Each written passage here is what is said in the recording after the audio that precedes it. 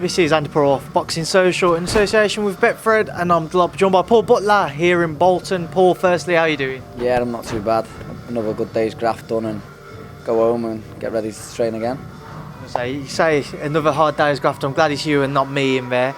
But obviously, it's been a while since we've had a little update from yourself. What have you kind of been working on in the background? What have you got lined up or potentially lined up? I'm just waiting for Joe to find a date and an opponent, and we'll go from there.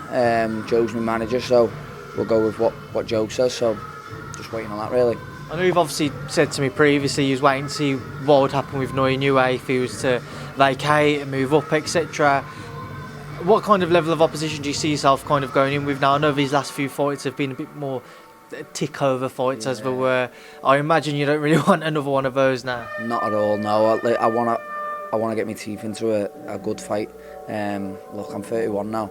I still feel fresh as I walked in the pro gym at 21. But you need them big fights, you know what I mean? Like, I want to make championship weight again. I want to box for a title. So yeah, I really do want a big fight. A big fight is something I can get my teeth into. How frustrating a period has this been for you with regards to these tick-over fights? Because I'm sure you'd probably imagine by now you'd have had maybe the European title. I know you was mandatory for. Something would have been set in stone for you by now. Yeah, listen, I've been waiting for ages. Like you say, these tick-over fights aren't ideal. They're not really what I want. But you've got to stay active. You've got to keep that ranking. With Inoue, we still don't know what's happening. But I know Gray is boxing Maloney, I think. So I don't know what title they're going to box for, if it's a WBO Intercontinental or anything like that. I'm not too sure what's going on with that. Hopefully I can box for a title of some sort, and then we push up into like number 2 with the IBF. I know I'm number 3 at the moment. So once all this gets sorted, hopefully we go into number 2 or number 1 maybe, and we see what happens with Inoue.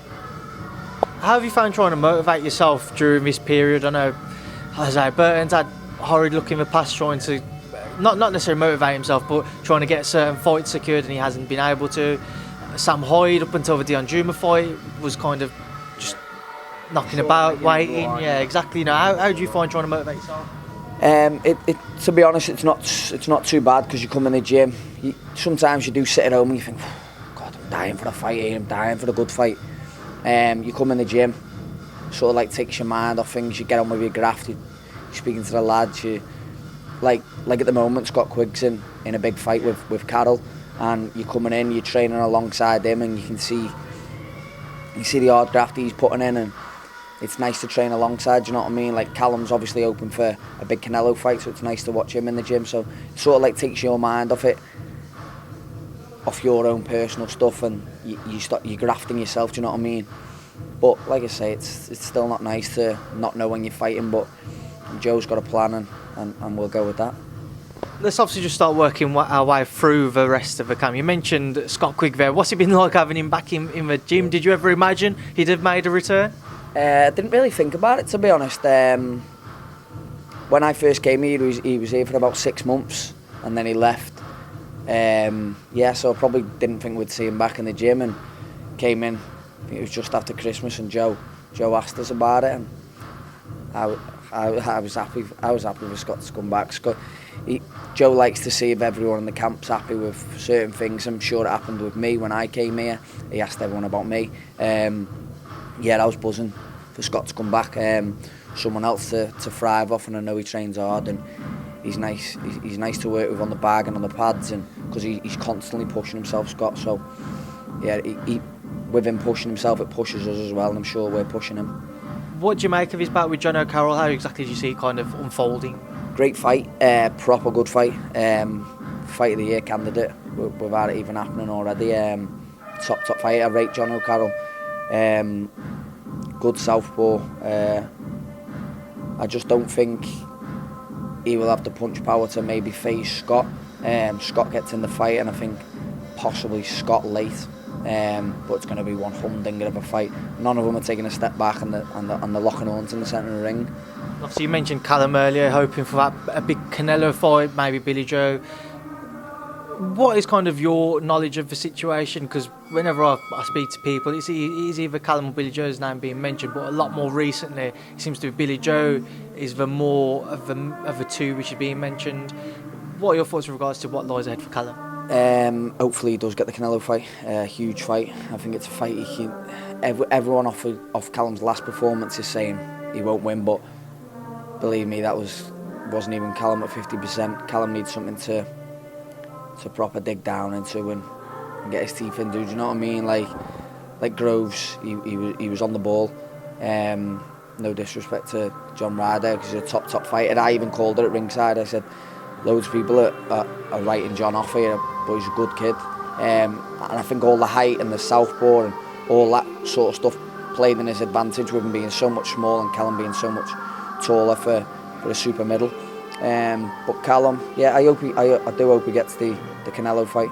I know there's a lot of talk of Billy Joe. Billy Joe's performance last time out wasn't great neither. Look, if I was Canelo, you would be siding towards Billy Joe. Less of a puncher. Only just come up a weight. Callum's huge for the weight. Can bang. Can keep it long. Can box. Billy Joe can also box. He went in the Olympics. He's a very talented southpaw. But see, there's sides to both of them as well. But I hope Callum gets that. Obviously, Sam Hyde as well, back after his defeat to Dion Juma. How's Sam been looking in camp, and how have you guys kind of lifted his spirits on the back of that defeat? Yeah, Sam, I think he's only been back in 2-3 days, but he seems fine. Straight back in, working hard with the lads. I don't think you really have to lift Sam. I think he knows he was in a close fight. I had Sam by 1, but that was with close rounds from. I had him 2-1 down after 3, but then 4, 5, 6, 7, 8. There was a couple of sketchy rounds in there, so I can see why the judges have swayed towards Juma. But top fight, one of the best fights I've seen, especially on a small old show. Obviously, just move on to Liam Smith as well. He was at the Kell Brook show on Saturday. A lot of talk about a potential bout there. What are your thoughts on it if that fight was to be made between Kell Brook and Liam Smith? Great fight. I'm sure Liam really wants that fight. I've watched them spar. Great spar. But I just think the inactivity of Kell might play a part, and I think Liam takes over late on and takes it on points. You mentioned their previous sparring sessions. How much can be taken away from that? Yeah, not too much really. Like I've had spars with kids and then I've boxed them or I've boxed them and then I've sparred them. You can't really take too much away from it, to be honest. But you can take little bits away from it because they still got the same habits of like you've got different gloves on, you've got no egg guards, all different ball games, so you can't take too much, but you can take little bits. Finally, before I let you shoot, next weekend, Wilder Fury 2, Paul, what are your thoughts on it? Just break it down for me. I'm sticking with my guns from what I said to you last time. Fury stops him, and I think he stops him late. I think he had them a couple of times rocked in the first. I know Wilder's saying he never, but I think he did a couple of times with the right hand. He could have put his foot down on the gas and tried to get him out of there, but he didn't last time. He just boxed smart. But I think this time when he hurts him, he'll put his foot on the gas, and I think he'll stop him. A lot of people will laugh and say, I can't see it happening, but I do really think it'll happen. With regards to like a potential undisputed fight, which fight do you think would be bigger if AJ obviously holds on to his belt? That's Anthony Joshua versus Deontay Wilder, or Anthony Joshua versus Tyson Fury? Fury, no-brainer. Joshua and Fury, no-brainer. 2 Brits, imagine it. Doesn't matter where it goes. I know Eddie's saying about it going to like Saudi or something for the money, but yeah, I'm sure a lot of travel and I'm sure a lot of tuning to Sky Box Office for it. Well, Paul, I will let you crack on now and enjoy the rest of your day. As always, it's good to catch up with you, and I'll speak to you soon. Thanks, Speak to Boxing Social. Cheers, mate. Thanks a lot.